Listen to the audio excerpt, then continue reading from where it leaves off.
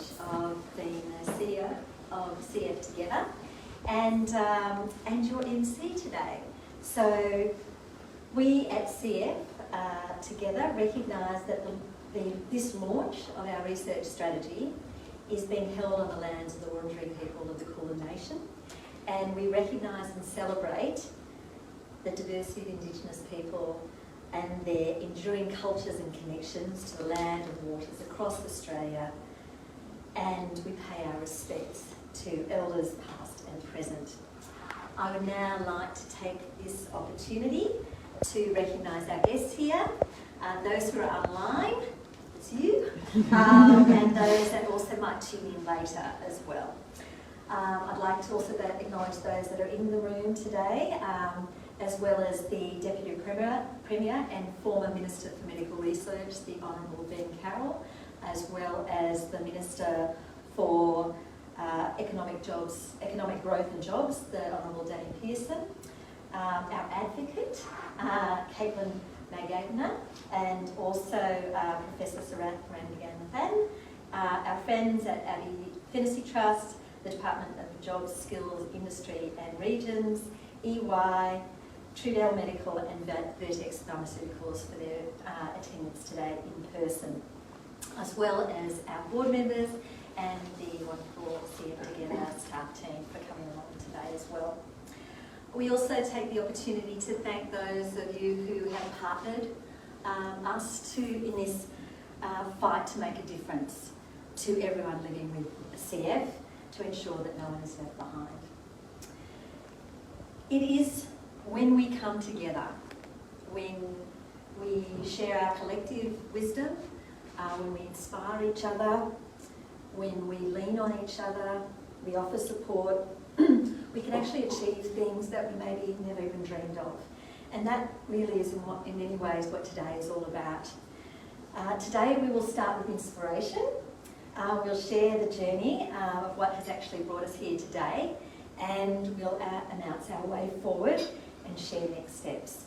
So the very first thing I'm going to do is actually have the great joy in introducing Caitlin Magagna.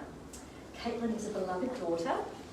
She is also a first sister to two little brothers who are at home, and she's an advocate for everyone living with CF. And Caitlin and CF Together have been working together for many years, and we're delighted to have Caitlin's support and her mum coming here today for the last year or so, because it's Caitlin's sharing of her story that has brought us here, and we've captured that, and so she's going to share her story and help us all understand why we are here today. Caitlin, can you come and join me to say a couple words? Emphasis on couple.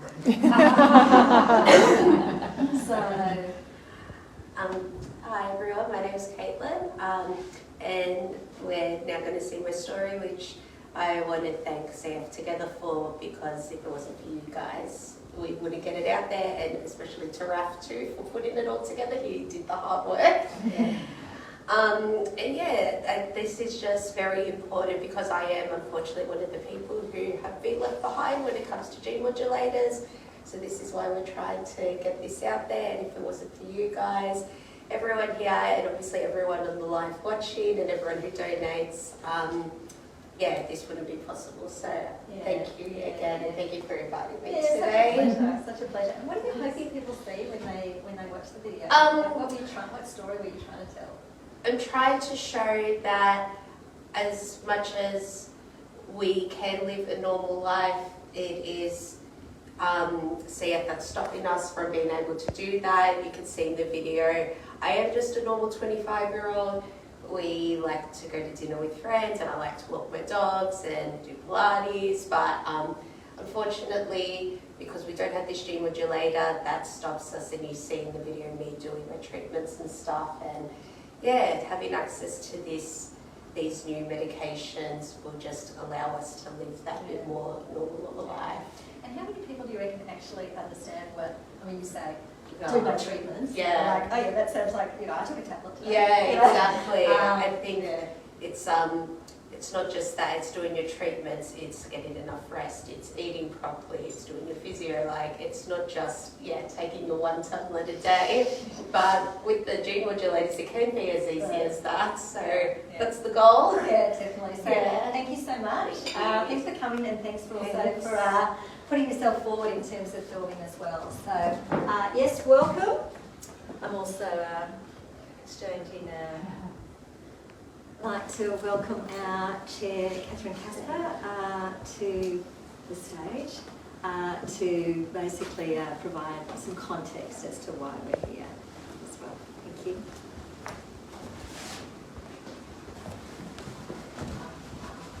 Thanks, thank you, Mandy, and Caitlin. That was beautiful. I think there's 3 words that I took away from your talk and from your recording, and that was your openness, your resilience, and your incredible positivity. You really are a guiding light to everyone with CF. So thank you. That was incredibly moving. It's been challenging for me to now stand up here and give this talk, but thank you for sharing. It's important that we all understand what it's like.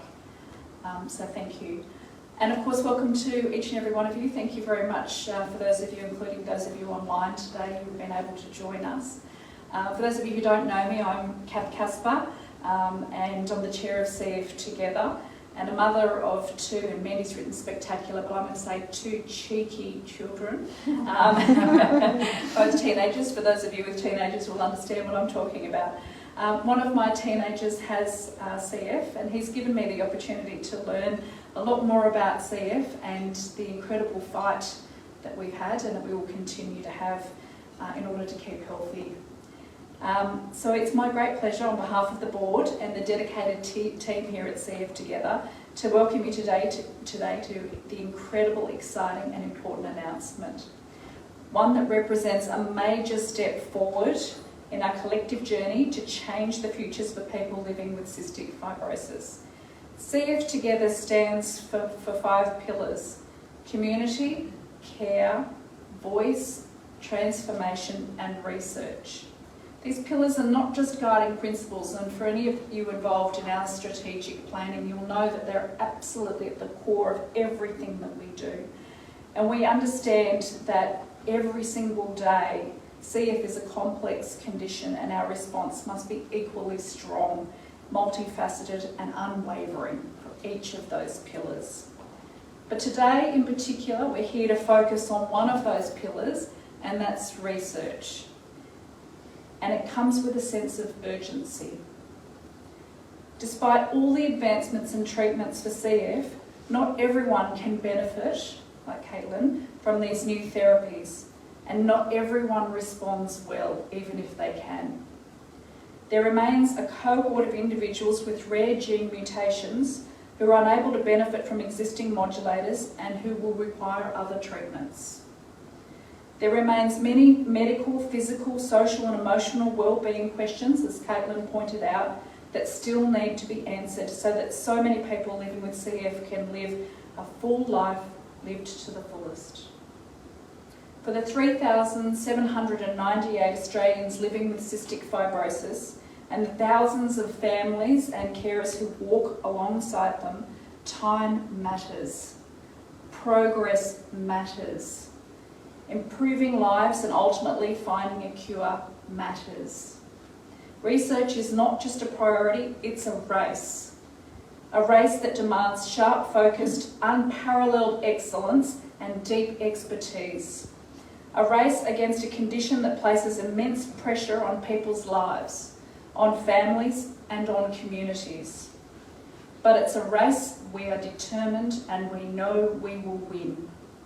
That's why today's announcement is so incredibly important.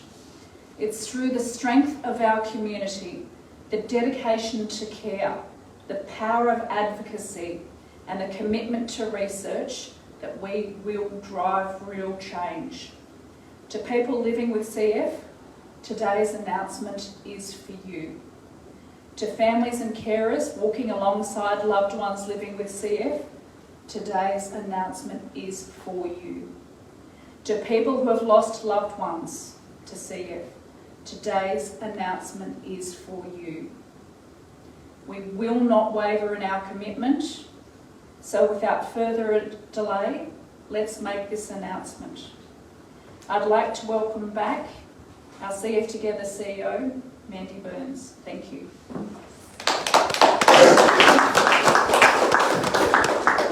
In some ways, this announcement has been in the making for some time.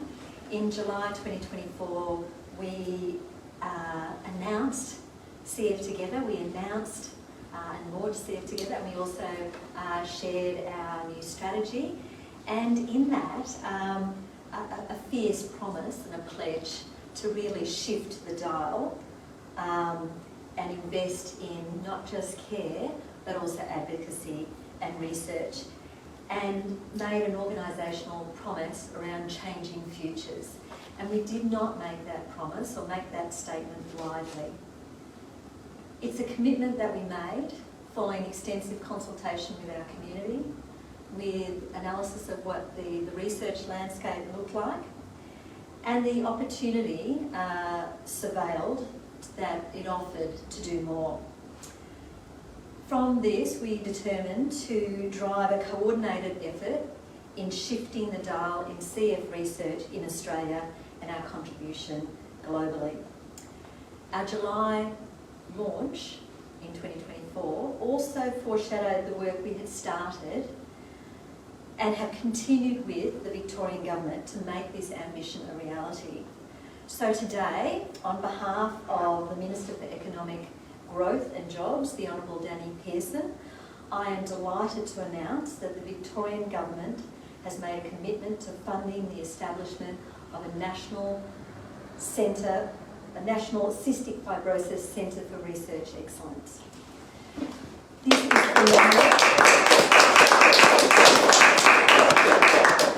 This announcement comes with $650,000 in funding to support CF Together to deliver a dedicated CF Centre for Research Excellence. It forms certainly part of our new strategy to shift that dial and emphasise the work that we can do in research collaboratively. And it also forms part of the Victorian Government's commitment into creating a hub for medical innovation and research in Melbourne. Acknowledgement must go to the Deputy Premier and former Minister for Medical Research, the Honorable Ben Carroll, and also former CF Together CEO, who I hope is watching online, Andre Carvalho, for their vision and action to turbocharge CF research in Australia. I now introduce Stephanie Quattromani, the Executive Manager of Research Services and Care at CF Together, to discuss the details of the CF CRE strategy. Thank you. Beautiful. Thank you, Mandy. You missed the exciting one. Oops. We're going to wait for the centre. Yeah, that's right. Dun, dun, dun. Amazing. Thank you. I do actually just want to start as well by thanking Caitlin. Thank you for bringing us into your world and giving an insight and sharing your story. It is the best reminder of why we're here today. It's at the absolute heart of this announcement, so thank you for your courage and in sharing that. It really strikes me that, the courage and uncertainty that you face every day, it's the reason why we need a national strategy for CF research. It's for people like you. It's for the 5% of people in Australia who cannot benefit from current therapies. And it's for those who can currently access those therapies but cannot tolerate them or are ineligible for other reasons. And so for every person living with CF in Australia is really at the heart of the Centre for Research Excellence and this research strategy. So it is a privilege to share the vision of the Centre for Research Excellence that we believe will shape the future of CF research in Australia, but also change the future of people living with CF as well. We are honoured to introduce the Centre for Research Excellence, which is made possible with support from the Victorian Government, and this national initiative is driven by this bold and unifying vision. So to bring everyone together to accelerate the discovery of treatments so that people living with CF can live a full life, live to the full. We know that collaboration between researchers, healthcare professionals, non-profit, industry and government is absolutely essential. It's how we drive a clear strategic direction for CF research, and it's how we create better, more sustainable outcomes for the research community. It's how we ensure that no one gets left behind. Caitlin, your point, no one gets left behind. The Centre for Research model is not new. It was developed by the National Health and Medical Research Council, and it's designed to do exactly that. And we've seen this amazing progress happen in other disease areas and other conditions. It's now time to apply that for CF. It's time to answer the questions that remain and address the complex health challenges that people with CF face every day. Our mission is simple, but it's powerful. It's to unite the CF research landscape to ensure its continued growth and impact. At the heart of the Centre for Research Excellence are 6 values that absolutely underpin everything that we do. Community-centred, because at the end of the day, research shouldn't just benefit the CF community, but they should shape it. Innovation, because we know to get new answers, we need to be bold and push for progress. Collaboration, because we cannot do this alone. It's going to take a team and an absolute community across borders and disciplines. Strategic alignment, because we need to be guided by what matters most by the people within the CF. Knowledge sharing, because of course we recognise that transparency fuels faster and greater impact. And capacity building, because we recognise that in order to get a strong future for CF research in Australia, we need to be investing and supporting in those early and mid-career researchers. So, essentially, our goals are very, very clear, and Mandy soon will go through the next steps for what this means for the Research Centre and actually establishing that. But first, what's actually going to underpin and what are we trying to achieve from that? We have 3 goals. The first of them is making sure that the CF community is at the absolute centre of everything that we do. This means that they have a real seat at the table, and we're going to do that by a dedicated engagement advisory group and co-design opportunities to involve them in every single step of the process. We build a research environment where their voices are not just heard, but they're respected and actioned. By improving in-patient engagement and people involved in this research design, we also recognise that we not only accelerate outcomes faster, but able to bring them back and benefit people involved with CF as well. Second, we will drive collaborative research. While therapies like CFTR modulators, as we mentioned, have transformed the lives for many people, some people cannot access them and others remain ineligible or cannot tolerate them. And so we need to continue to innovate. We need to continue to design better treatments, improve models of care, and we need to do that in a way that is strategic and globally connected. We recognise that we aren't the only people doing this. We're not the only ones on this mission. We have a global consortium of colleagues who are working just like we are to find a cure. So it's important that what we do is aligned with them as well. So we will define national research priorities for Australia, informed of course by the needs of the community, and we will enable a cooperative research framework that allows us to work collaboratively together, but also with our global colleagues. And third, we will fund research in Australia. We will grow the CF research capacity of what we were able to do here in this country. Now, despite the high incidence of CF in Australia, we recognise that CF research has been really underfunded. And so opportunities for early and mid-career researchers are not as good as what we'd like. This needs to change. And so we will establish through the Centre a centralised framework for funding. We will enable pathways for emerging researchers in terms of support, training, development, mentoring, to encourage those next generation of researchers to not only pursue a career in research, but to stay in research and dedicate their lives and their expertise to this condition. And we will attract expertise from beyond CF, bringing together disciplines together and building a research community that is stronger, smarter, and more sustainable. So what we are launching is more than just a research strategy. It is a commitment to the CF community. It is a promise that we will work together, listen clearly, and act decisively. It is a promise that every step forward in research that we take is a step closer to longer, healthier, and fuller lives for people living with CF. So let us build something absolutely extraordinary together. With that, it is my absolute pleasure to introduce Professor Sarath Ranganathan, Head of Melbourne Medical School at the University of Melbourne, Consultant and Respiratory Physician at Royal Children's Hospital in Melbourne, and Group Leader at the Murdoch Children's Research Institutes. Thank you. Thank you very much, Stephanie, and also thank you to Kath, and thank you to Mandy as well for the privilege of being invited to talk a little bit about research in CF in Australia here, and online thanks to Minister Pearson and Minister Carroll for their great foresight in investing in CF. And I think it's a great thing to invest in, because despite the sort of underfunding of CF research in Australia, there's been some amazing contributions by Australian researchers, and I'll talk a little bit about that in a minute. But probably the biggest reason for success in research in Australia is not the researchers, it's actually been the community of people with CF in Australia.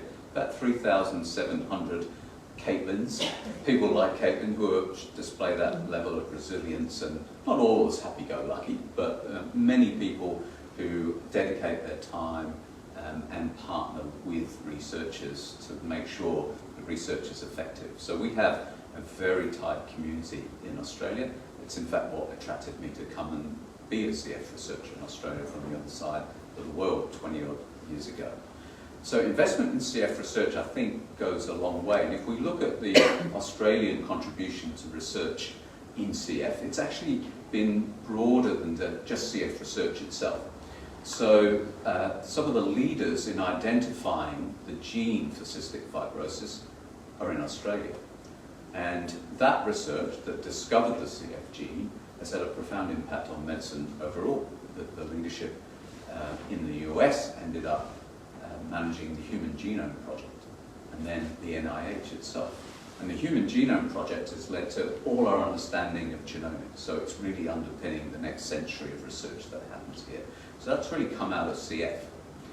And in 1989, in Victoria, we adopted newborn screening for CF. As soon as that gene, we knew that gene identification was coming, we started to screen people in Victoria in 1989.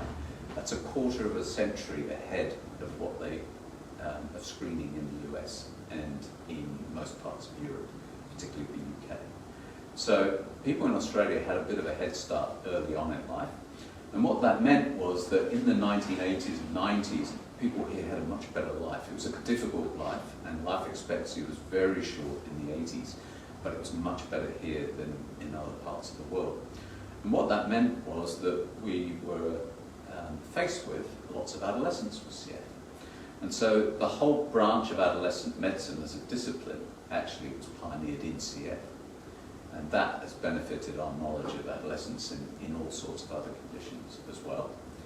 And then the process, and it's called a process of transfer, which is done through transition. So we say that as soon as someone's born with CF, we're working out what's the best way to hand them on to the adult services. So Caitlin's been through this and very successfully transferred into the adult services. But that process of transition actually was developed in Australia, and the skills there were actually transferred over into Europe.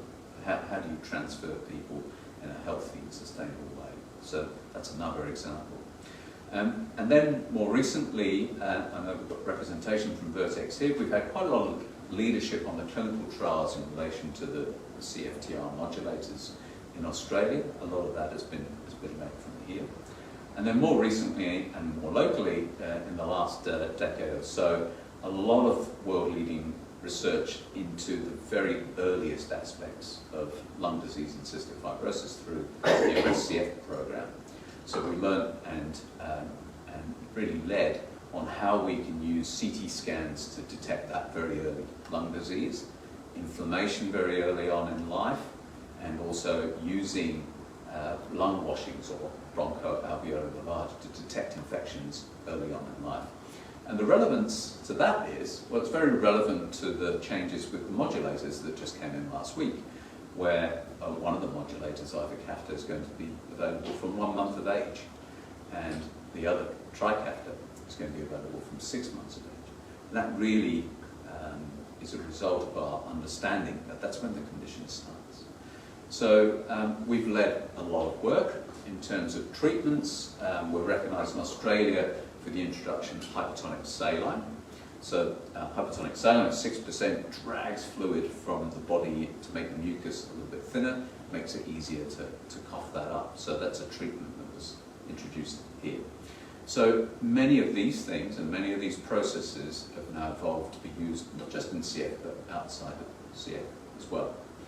And in terms of that resilience during COVID, one of the things that we have done far more in Australia than other parts of the world is using telehealth services to help people with CF. And that's really, really popular with people with CF. And it's really going to be important in the new world of people with CF, even beyond these new treatments. And it's an Australian group that's contributing to the standardisation of telehealth in European centres at the moment. So the investment here goes a long way. In terms of the research that Australians are doing for the future, now we are aware that people like Caitlin and your son Kath don't have access to these modulators. But there are therapies that will make a difference to them. And there are trials or people looking at developing gene therapy and techniques for that here in Australia. And with the modulators, not everyone has access to those around the world.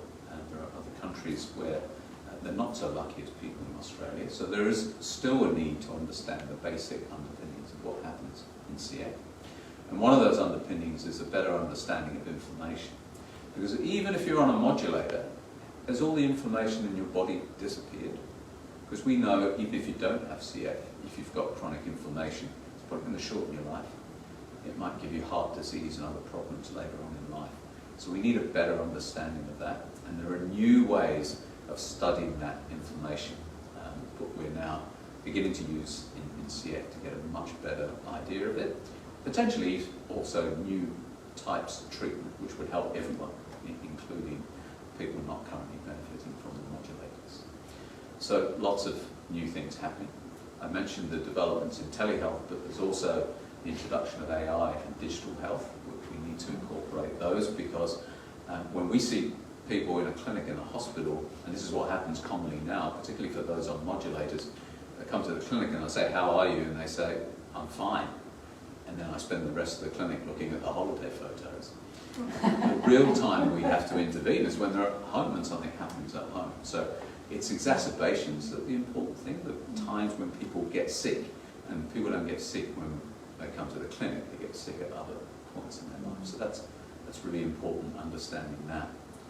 And to get a better idea of why people with CF get sick when they get colds and other infections, it's very hard to do that study in humans.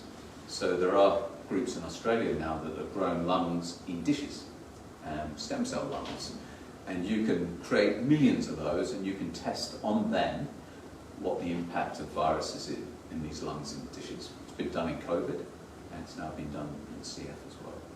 So the bottom line of this is there is an enormous amount of work to do.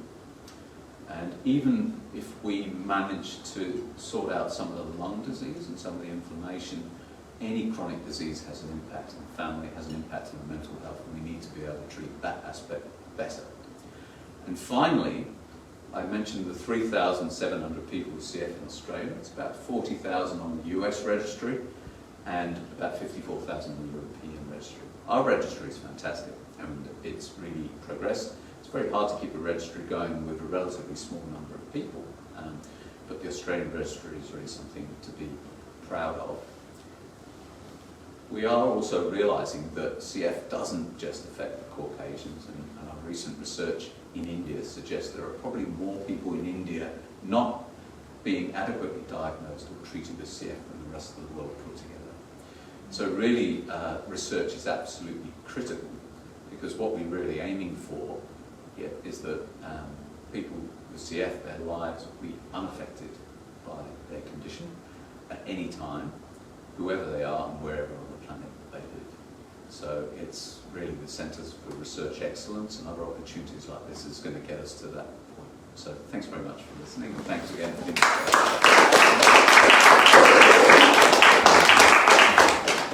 Thank you so much for that. Really appreciate a really practical way of taking us through both the things that we have much to be proud of in Australia, but then also I guess the ambition that still lies ahead of us.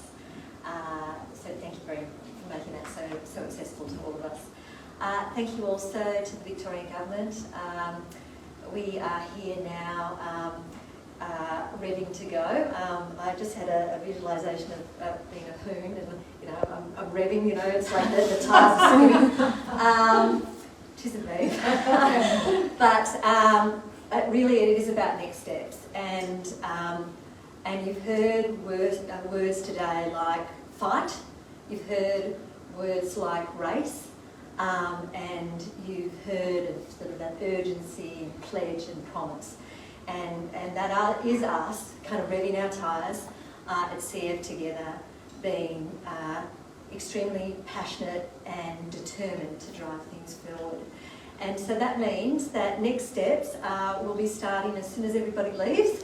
These guys, the team here is already prepared, but there'll be invitations going out today, in the next hour or so, to all the researchers and clinicians that work in CF, because we are keen in the first instance to bring people together in July. We're slated for July to start that process and to bring together a level of agreement, whether maybe it's not 80%, maybe it's only 55%, but a level of agreement about the priorities for cystic fibrosis research in Australia. So firstly, that is the first ambition, and as I said, that will be starting in the coming minutes and hours after we leave this room. Secondly, what is underway at the moment is that we have our State of CF survey with ethics at the moment, to have that effectively as a census of anyone who is living with CF or caring for someone who's little with CF, to ensure that we are getting a good sense of areas of need, gaps, as well as non-researchers' priorities for advocacy and research, so that can usefully feed in as well. And thirdly, as Steph alluded or stated, we will also be investing in workforce capacity, because one of the things that, in terms of doing a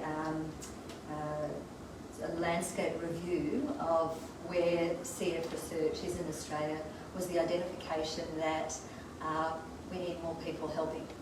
And so part of this will also involve the professional development and training of early and mid-career CF researchers as well. And part of this also then will, the fourth element will also involve continuing to build global relationships as well, and building on the very extensive work that already exists, and also establishing a CF research fund. Super duper exciting, and I don't want to in any way want to take away from the very significant resources in terms of establishing this, but the next thing that we are revving our tyres ready to get upon is seeking significant, and we have started with $10 million in research funding, so that we are making and adding real money, new money, into CF research to make sure that there are, research that I've learned that the minimum research, and you might disagree with me, but the minimum, you couldn't even get out of bed for $500,000 over 3 years to do anything of meaning, and really also looking at opportunities where we're funding research that might be $2 to $5 million as well over a number of years. We don't have that money currently. We have had some useful discussions so far. So certainly our invitation is that if you have, you would like to support us in that venture, that's our next ambition, is driving that forward, because we need to make sure that we're adding additional funds. As a relative newcomer to the organisation, I'm 2.5 months in. The other thing that I stand here reflecting on is the subtext that comes with the establishment of the Centre for Research Excellence for Cystic Fibrosis, and it is one that is really grounded in a sense that we are by no means necessarily experts or necessarily think that we can do things better, but we are a group of people who are frustrated and determined to make a difference, and we really want to change and shift that dial. And we know that that is possible when we collaborate. We know that is possible when we lift each other up and we recognise the skills and talents and wisdom that already exists, and we work to come together to make sure that we can do more than we had ever dreamed of. So we want to remove any perceived barriers or things that we feel like we might be stepping on toes, in order to be laser focused on having priorities and having laser focus in having research funding that then moves to take those things forward. And that, I think, is incredibly exciting, because when we are determined and when we set our sights and our passions and our resources in a single direction, we can make incredible progress. And Sarath has given us a lot to already be proud of, but super exciting to see what might happen in the next 10 years, particularly once we're also utilising the experience that we'll get from modulators, for those who can use them now, to take us forward as well. So I'd like to conclude today acknowledging those people who are not with us, but also by thanking each of you, whether you're online, watch this later, or are here today, for taking some time out of your days and to share our passion and our drive to take this forward. So thank you, and please talk about this, share this, trumpet, or even just a little quiet chat with someone. You never know who you may know who might want to be part of this journey. So thank you very much for coming. Really appreciate you. Travel safe, and till the next thing. Thank you.